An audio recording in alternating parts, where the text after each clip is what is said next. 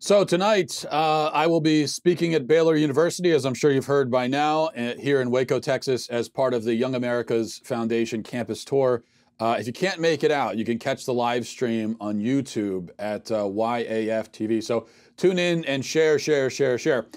I have to say, flying into Dallas last night was a little rough. It was a very bumpy flight. And I'm an extremely nervous flyer. I fly all the time, but it doesn't get any better. So I was just to give you an idea of how bad my paranoia is.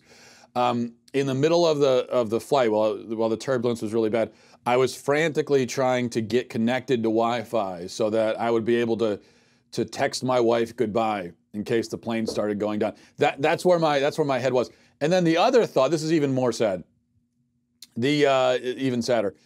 The other thought that I had after I thought about my family, my second thought was that if this plane goes down, some of the protesters at Baylor are going to be way too happy about that. And I started thinking of all the snarky tweets they would send about the fact that I died in a plane crash. And so I just started praying to God, like, please, Lord, don't give them that satisfaction. Just please. So essentially, I was praying for the plane not to crash out of spite. That's what it was. And my prayers worked because I'm here today. So, all right, a lot to talk about today, and we'll get into all of that. But first, I have to say one other thing here at the top. We're never going to agree on everything, right? But I think we can all agree that we could all use some more sleep. And I say that as somebody who got probably 3 hours of sleep last night. But my rough night would have been a lot easier if this hotel that I'm staying in had the world's softest sheets from Boll and Branch. Everything Boll and Branch makes, from bedding to blankets, is made from pure 100% organic cotton. We all care about, we want things to be organic these days. Well, you want your cotton to be organic, which means they start out super soft and they get even softer over time. Imagine if, like, a unicorn stitched you a set of sheets out of a cloud and bunny rabbit fur. And that's basically what these sheets are like, okay? Everyone who tries Boll and Branch sheets loves them. That's why they have thousands of 5-star reviews. You can go check it out. Forbes, the Wall Street Journal, and Fast Company are all talking about Boll and Branch. Also, by the way, if you use these sheets, you will be using sheets that 3 U.S. presidents have also enjoyed. Not the same exact sheets, okay? But the point is that they also were Boll and Branch fans. Boll and Branch wants you to love your purchase too, so they offer a no-risk 30-day trial and free shipping, but you're not going to want to send them back. That's my guess. Once you sleep on their sheets, you're not going to want to sleep on anything else. So to get you started right now, my listeners get $50 off your first set of sheets. You get $50 off at bollandbranch.com, promo code Matt. Go to bollandbranch.com today for $50 off your first set of sheets. That's Boll, and branch.com, promo code Matt. Bollandbranch.com, promo code Matt. Don't have another rough night like I had last night. Get Boll and Branch. All right, let's talk about a person that I have avoided discussing on this show, mainly because I don't want to have to deal with pronouncing this person's name. And so this will be the first time that I pronounce it, because up until now I've only written it. This is my debut pronunciation. Very exciting stuff. You all get to be here for this. Okay. Pete Buttigieg. Buttigieg. Buttigieg?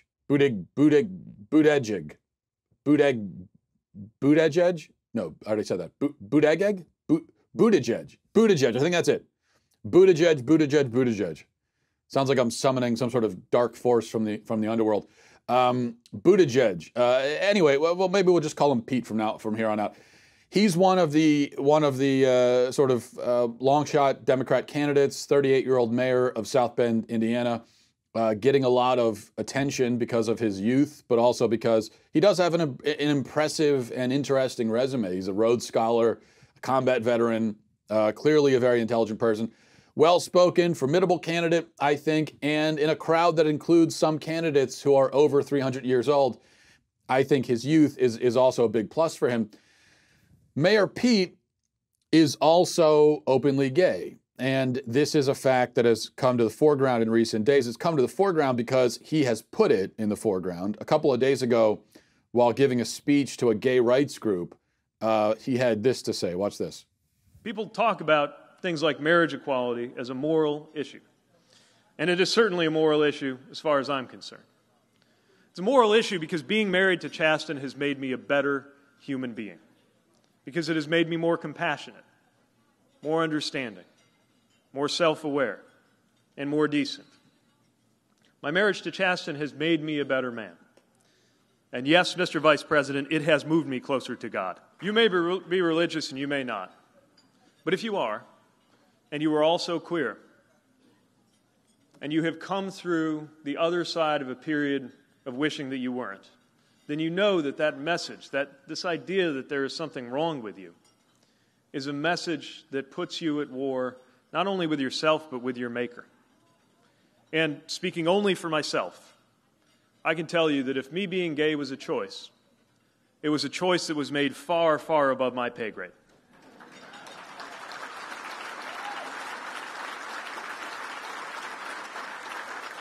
And that's the thing I wish the Mike Pences of the world would understand. That if you got a problem with who I am, your problem is not with me. Your quarrel, sir, is with my Creator. So he's decided, for some reason, to go after Mike Pence, and this isn't the first time that he's talked about Mike Pence. I mean, he's been talking about Mike Pence a lot over the last few days. Keep in mind that Mayor Pete is a mayor in Indiana. Pence used to be governor of Indiana. So you think, okay, well, maybe Pence mistreated Pete somehow while they were in Indiana, and maybe that's why Pete has something against him. Well, actually, interestingly enough, we do have a clip of Mike Pence talking about Mayor Pete back in 2015 when he was governor and Pete was mayor. And so here's what Pence had to say about him. Well, I hold Mayor Buttigieg in the highest personal regard. And we have a great working relationship. And I see him as a dedicated public servant and a patriot. That unbelievable bigot. I mean, how could he say that? Wait a second. He just said that Pete's a great guy and a patriot. He could not have been more glowing in his appraisal. But the interesting thing about Mayor Pete is that while he's openly gay, very liberal in many respects as well, he talks a lot about faith and is sort of inculcating this image of being a devout Christian, as you saw in that clip, as he's talking about God, his creator, and so on. And he not only talks about faith, but he uses it against his opponents. Watch this from Meet the Press a couple of days ago. You said something rather strong about the president, that you said it's hard to look at his actions and believe that they are the actions of somebody who believes in God. How do you square that assessment with the fact that the evangelical Christian community is so devoted to his candidacy? Well, it's something that really frustrates me because the hypocrisy is unbelievable. Here you have somebody who not only acts in a way that is not consistent with anything that I hear in Scripture or in church, where it's about lifting up the least among us and taking care of strangers, which is another word for immigrants, and making sure that you're focusing your effort on the poor, but also personally how you're supposed to conduct yourself. Not chest-thumping, look at meism, but humbling yourself before others. Foot washing is one of the central images in the New Testament. And we see the diametric opposite of that in this presidency. I think there was perhaps a cynical process where he decided to, for example, begin to pretend to be pro-life and govern accordingly, which was good enough to bring many evangelicals over to his side. But even on the version of Christianity that you hear from the religious right, which is about sexual ethics, right. I can't believe that somebody who was caught writing hush money checks to adult film actresses is somebody they should be lifting up as the kind of person you want to be leading this nation. Now, all things being equal, I agree with some of what he just said right there. It's true that Trump's behavior is often not at all consistent with the gospel or Christian ethics. There's simply no denying that. And it's true that Trump has, as we know, a certain base of obsessive supporters who basically worship him like a god and have humiliated themselves in their faith by actively excusing some of Trump's worst conduct, including paying off porn stars who he had affairs with while his wife was at home with their infant son. So he's not wrong about some of that. But speaking of unbelievable hypocrisy, Mayor Pete demonstrates it himself, because here he is, he was just there talking about faith, bringing faith into it, and he does this a lot, talking about the gospel and Jesus, the Creator, everything. But then watch what happens. This is interesting. So he's talking about faith everywhere. Watch what happens though when he's asked about late-term abortion. So, do you support the late-term abortion legislation that was passed in the New York State Legislature as well as in Virginia? I don't think we need more restrictions right now. And, what I've learned in Indiana, being at a place where, a lot of my friends, a lot of my supporters even come from a different place than I do, being pro-choice. I just believe that when a woman is in that situation, and when we're talking about some of those situations covered by that law, extremely difficult, painful, often medically serious situations where the life or health of the mother is at stake, the involvement of a male government official like me is not helpful. Do states have a right? Should states have a right to ban abortion at 20 weeks? That sounds like a constitutional question. I'm not a legal scholar. What I know is that these questions ought to be resolved by women in consultation with their doctors, not by the intervention of male politicians putting politically motivated restrictions on women's health care. Well, wait a minute. What happened to the gospel? What happened to the Creator? Pete said that God created him gay. Well, we can talk about that notion, but he is right, at least, that God created him. That's true. But did God not also create the little babies who are killed by abortion? Do they count for nothing? What about them? It's very fascinating, isn't it, that he's talking nonstop about the gospel. As soon as late-term abortion comes up, he's got nothing to say about the gospel. Apparently, he thinks God has no opinion on that subject. He thinks God has an opinion on immigration. God has an opinion on Donald Trump, but apparently God has no opinion on abortion. This is the problem that liberals run into. They feel that they have to defend abortion, all abortion, even late-term abortion. But that defense undermines everything else they say, especially on matters of faith and morals. Pete's whole bit about evangelicals supporting Trump may have had some kick to it and may have had some real bite. But then it's just blown to smithereens because this guy, when it comes down to it, will at a minimum tolerate the killing of 32-week-old infants in the womb. At a minimum, he'll tolerate it. At a minimum, he'll put up with it and say, well, that's none of my business. So abortion continues to be an albatross for Democrats. As long as they support it, nothing else they say matters. And some issues are like that. There are some issues that,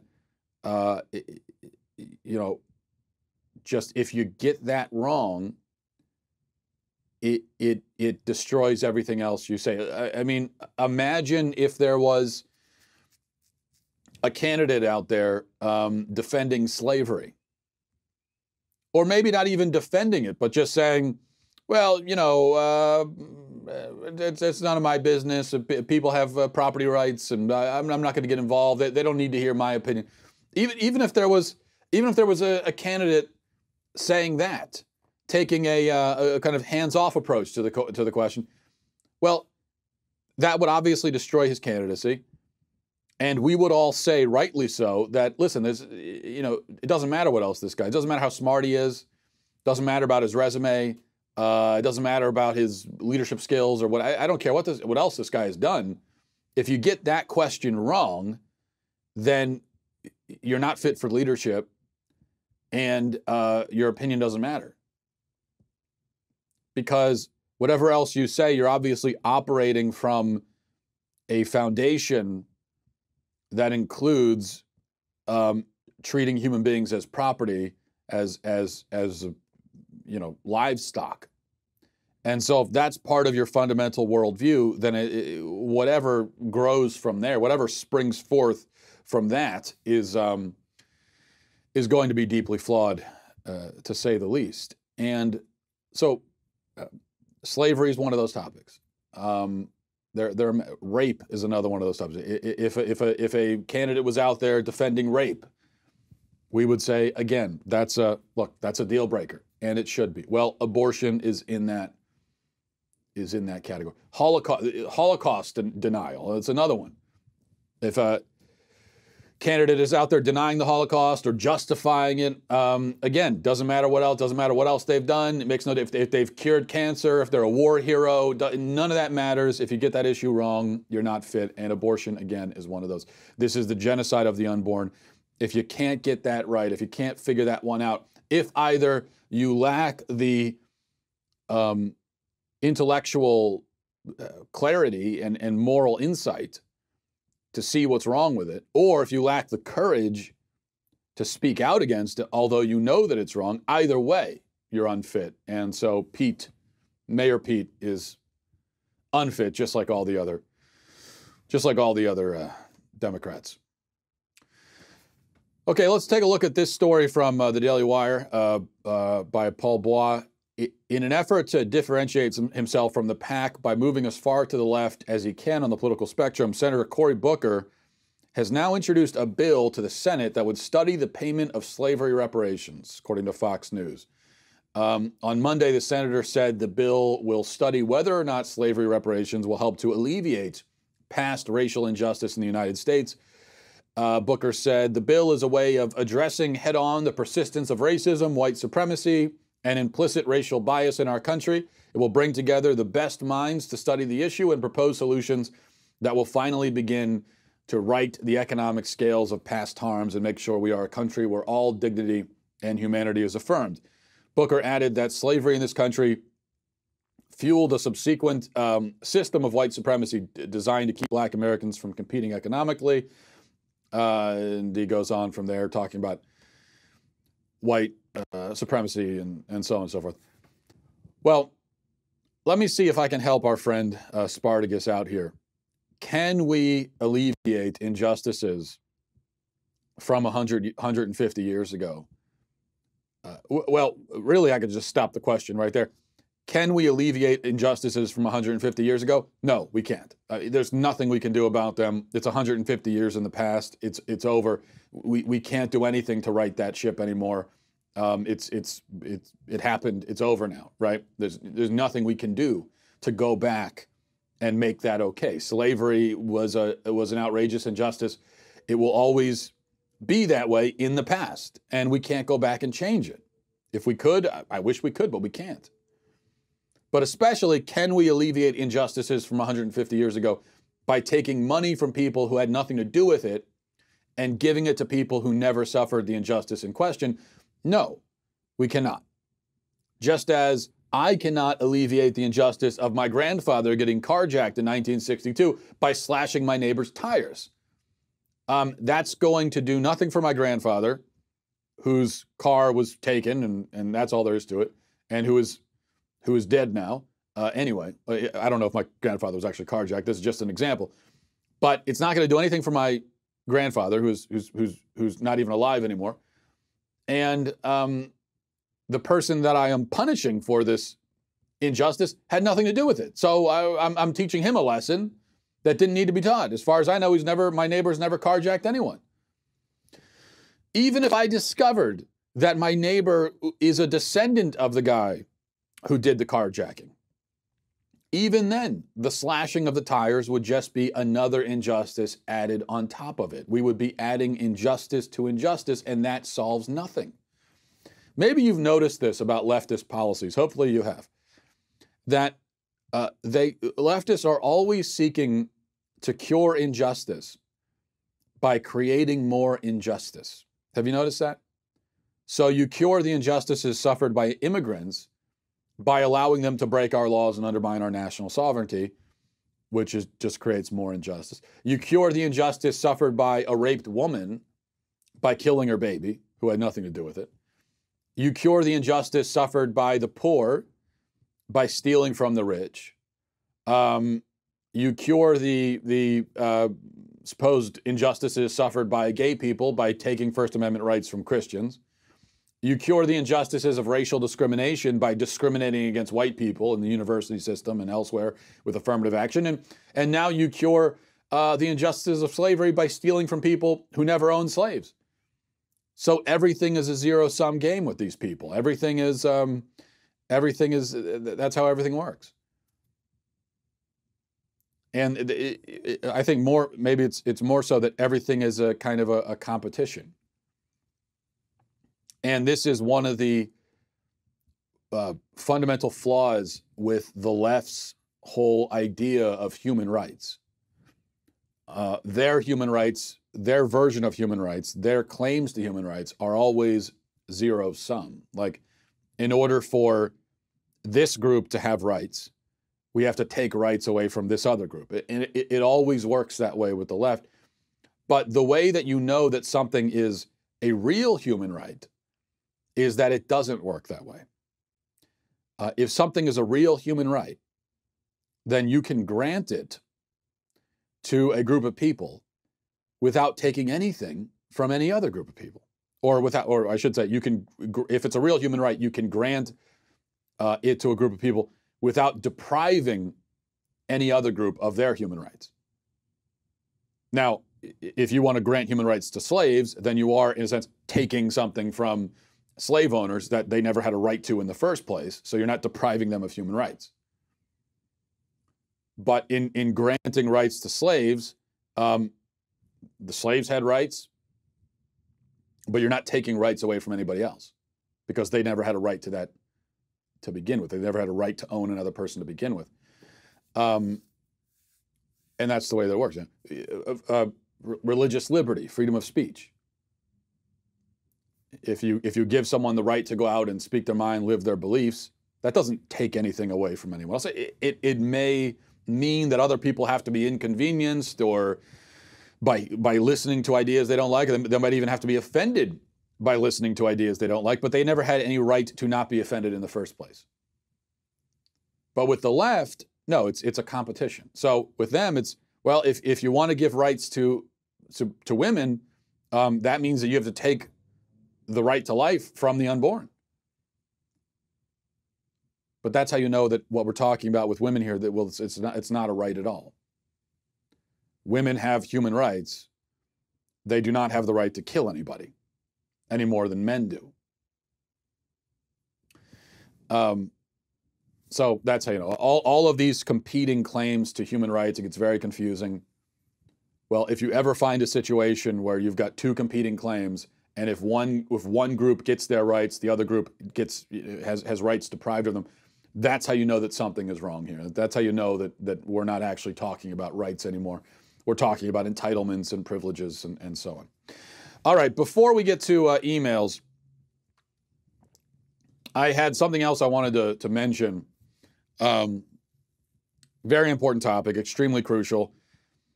I have been traveling a lot this month, as I mentioned, a lot over the past 4 years, really.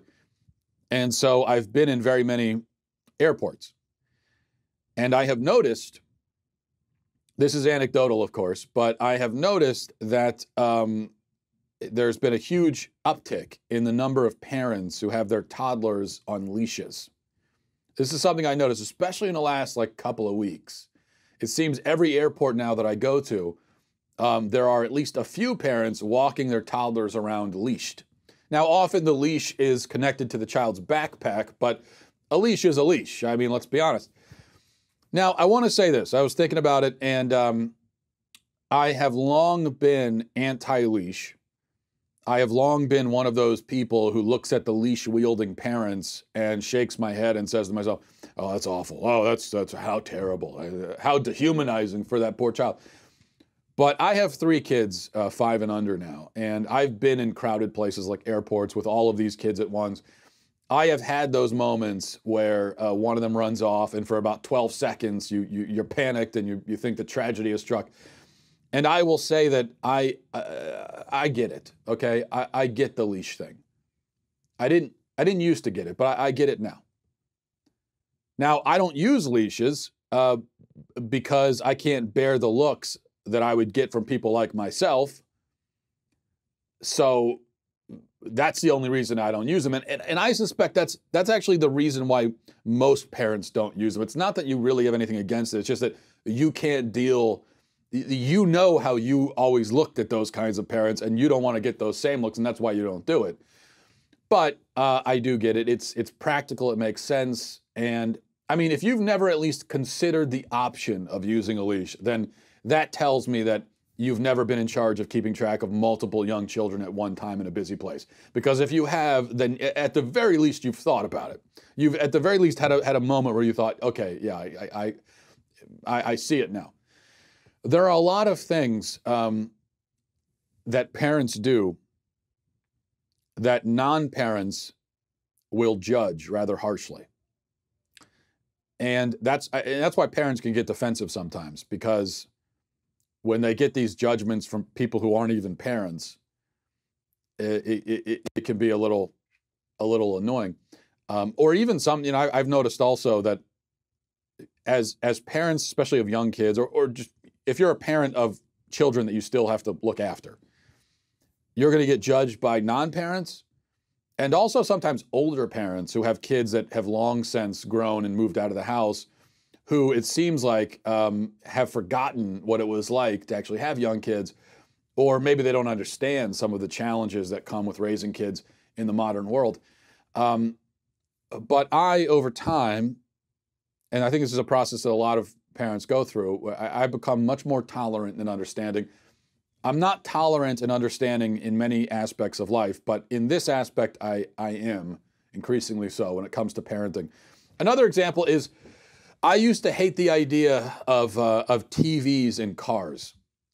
I used to think that, we have TVs everywhere. Do you really need a freaking TV in your car for your kids to watch? I used to be, I'd be behind someone in traffic and I would see through their car the screen on and some Disney movie playing, and the kids are in there watching the movie. And I used to think, is that really necessary? I mean, do you really need the TV there?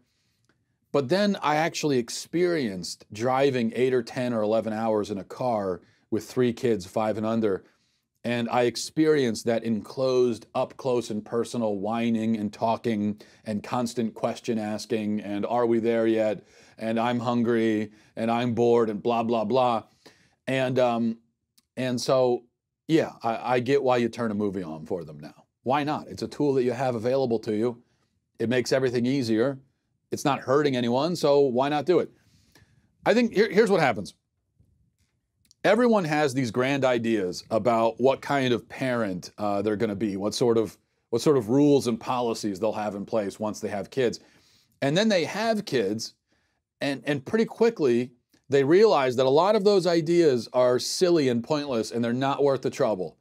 You had all these notions about, when I'm a parent, I'm not going to do that, I'm not going to do this, there's going to be none of that, and then you become a parent and you're like, yeah, it doesn't really matter. Yeah. So now you don't hopefully abandon all of your priorities and principles, hopefully, but you kind of boil them down to the essentials. That's what ends up happening. You figure out which lines you and your spouse feel, cannot be crossed, and then you compromise on the rest of it. And that's fine. Like for me, one of the things that was always important to me and to my wife is I don't like the idea of young kids playing video games.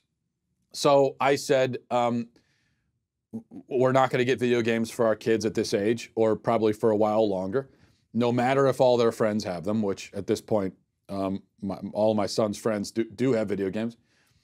But that's not something I want for our family, and we've stuck to that, and we're not going to do that. It's important to us. It's not important to everybody. Some parents, it's not important to them. They don't see it as a big deal, and that's fine. I'm not judging them. It's whatever they want to do. Some parents feel strongly about dietary things, like soda. They won't let their kid go anywhere near soda. Well, we let our kids have soda on occasion. We let them eat junk food on occasion. I don't really care that much. It's not a big deal. I don't see it as a big deal. Some parents do. Whatever, that's fine. You figure out what your lines are, and then you draw them. And And there have to be some lines that are just there and that you don't cross. You've got to have some of those. You can't just erase all of them, because then you're gonna end up with spoiled, bratty kids who get whatever they want. So you obviously can't do that.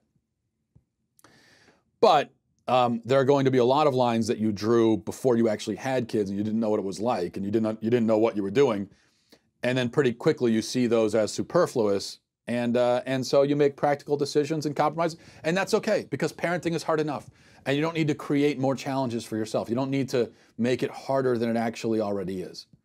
One big thing about parenting is guilt. You always feel guilty. You always feel like you're not doing a good enough job, like everyone else is squared away with their parenting, but you're not. But that's not true, because nobody has it figured out. See, that's the secret you learn after a while, is that when it comes to parenting, no one knows what the hell they're doing. We're all just figuring out as we go along. Nobody knows. I mean, these kids are, I mean, they're human beings. They've got their own mind. Like they've got their own identity. They have free will. I mean, you can only control them so much. And so we're all kind of fumbling around in the dark and figuring it out. And that's all right. And so if you have to use a leash, then you use a leash. That's my point. All right. So that was about, 27 minutes on child leashes. Good stuff. Good content. All right, let's go to emails. MattWalshShow@gmail.com. MattWalshShow@gmail.com. Let's see here. So it says, this is from Carl, says, "Hey, Matt, I've listened to Ben Shapiro for years, and I've heard you on and off. I recently started listening to you regularly. I appreciate that you speak often on Christianity and that you dive deep into subjects. You ask hard questions and don't claim to have all the answers. I've been a Christian for almost 12 years now, and I've found that some of the nastiest encounters people I have dealt with are Christians. I've been through 2 church collapses that ended with people not talking, calling each other demonic, friendships ending, etc. You receive a lot of angry email from fellow Christians. Why do you think Christians behave this way on such a frequent basis? Keep up the good work." You got another new fan, Carl. Hi, Carl. Good question. I think that there's a lot in Christianity about being hated by the world, being set apart from the world, resisting the world, and so on. And all of that is true and important. But if a Christian doesn't have the right perspective on those injunctions, if they don't have the right heart about them, they may start to think that the world is literally everyone except themselves. That it's just them as the sole right person, the sole holy good person, and everybody else is wrong, and therefore deserving of their contempt and scorn and ridicule and so on. And that's a real temptation, I think, that can spring from the true words and warnings in Scripture about the world. So I think that has something to do with it. You know, of course, I mean, the easy answer is Christians are people. They're not perfect, and they have all the same flaws and foibles as other people, and that's true too. But there is, as I said, there is something. There are things about Christianity that if you don't look at them the right way and approach them the right way, can encourage you to act the way that you're talking about. So that's something we all have to look out for. This is from Joseph, says, "Hi, Matt, a fan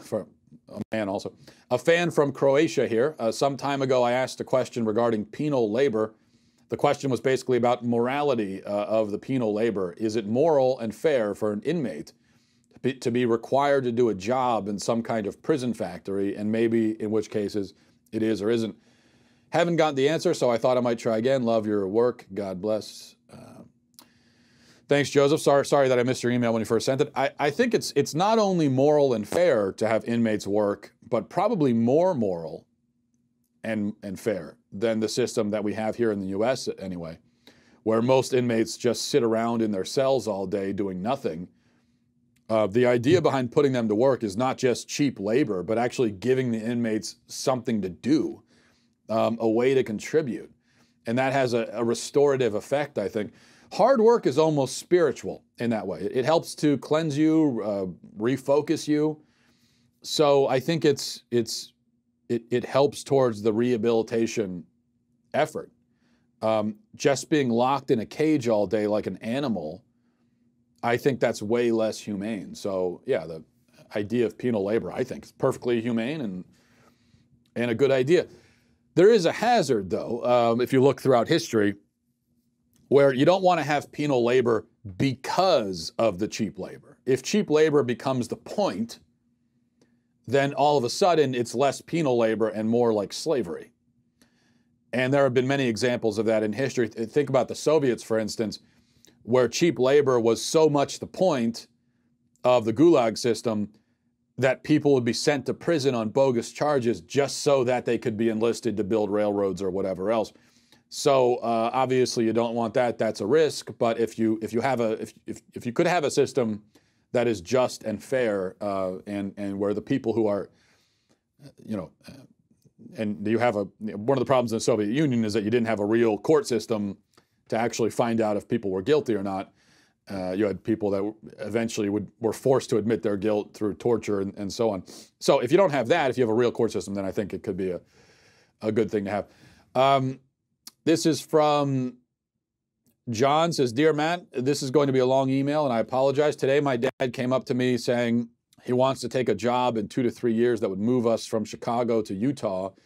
That sounds great as a conservative on paper, but my parents are divorced and I've been anxiously waiting for the opportunity to be with my mom more, as I don't see her as often.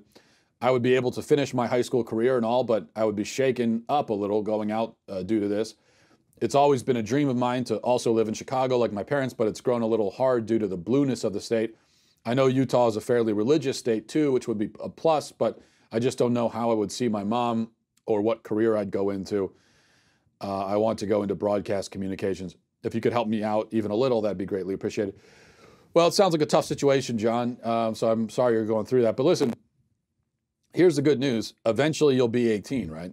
And you'll be 18 and you'll be out of high school. And then you can live wherever you want. So go with the program now. If your dad's the main one who's in charge of you, then you go with him.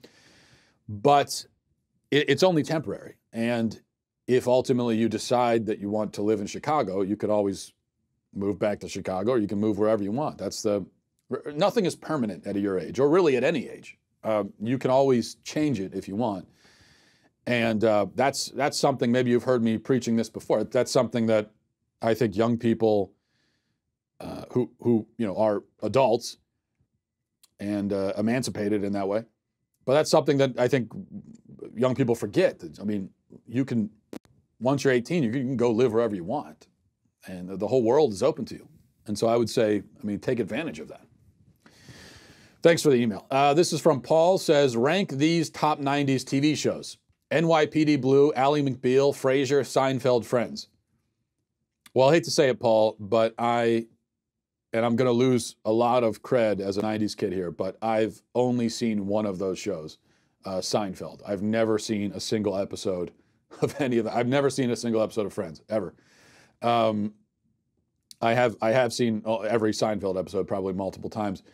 So, I would have to just put Seinfeld at the top, and by default, I hate to say.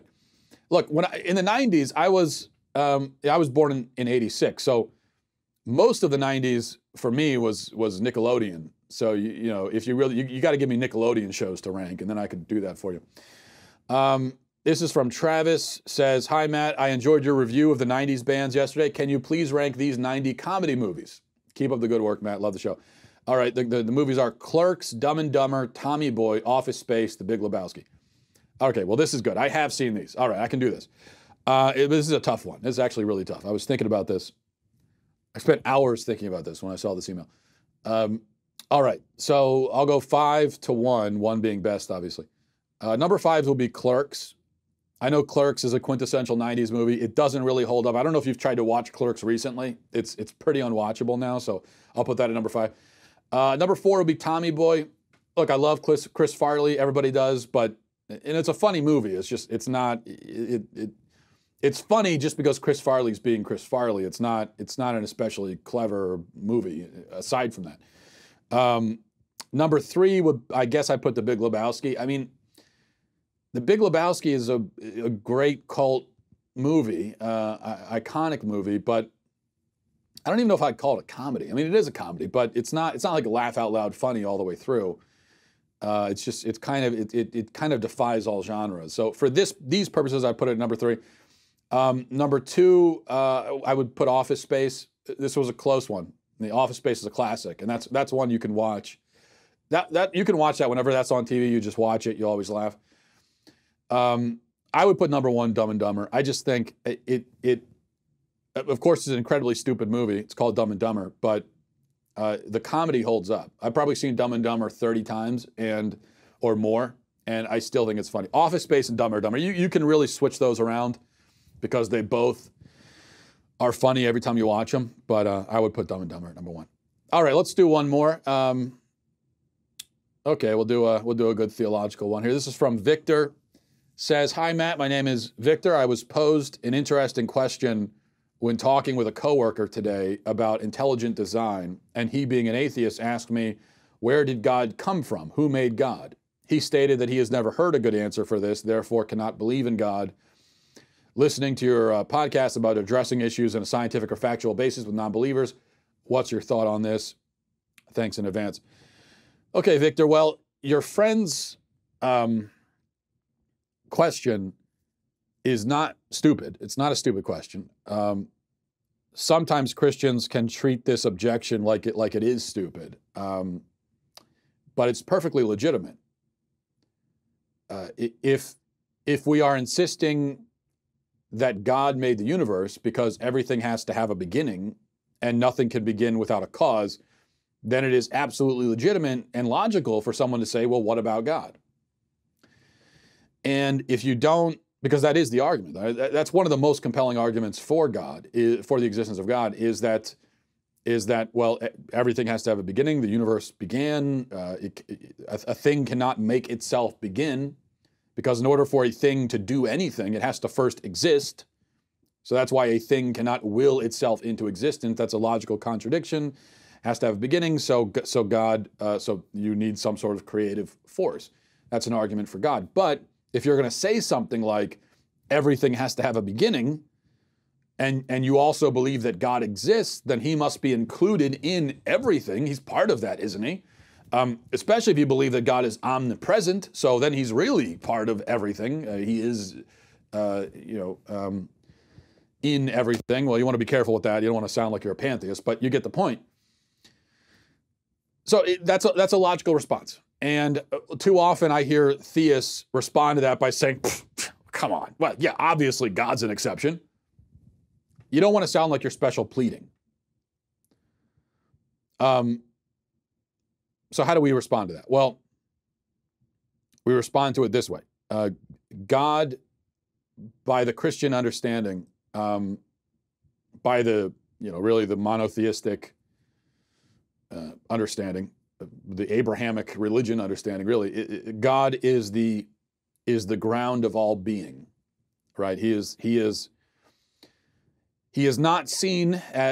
We don't think of God the way the pagans do, or did, maybe still do, if there are pagans out there. We don't see God, despite how the atheists portray our belief. We don't see God as a man in the clouds, holding a staff with a white beard, sitting on a throne, kind of thing. That kind of God would absolutely need a beginning. He would need his own God to have created him.